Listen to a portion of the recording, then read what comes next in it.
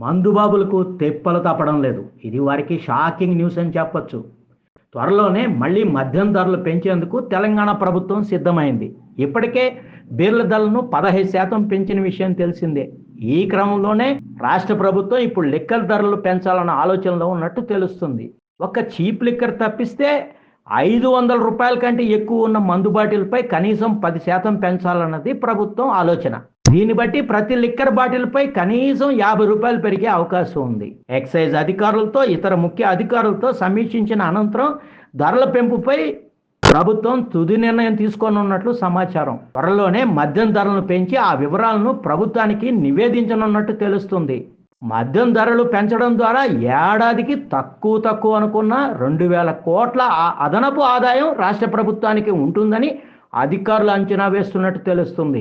ఇప్పటికే బీర్ల ధరలను రాష్ట్ర ప్రభుత్వం పెంచడం దాదాపు 15% వరకు పెరగడంతో ఒక్కో బీరుపై సగటున 20 నుంచి 30 రూపాయల వరకు ధర పెరిగిన విషయం తెలిసిందే.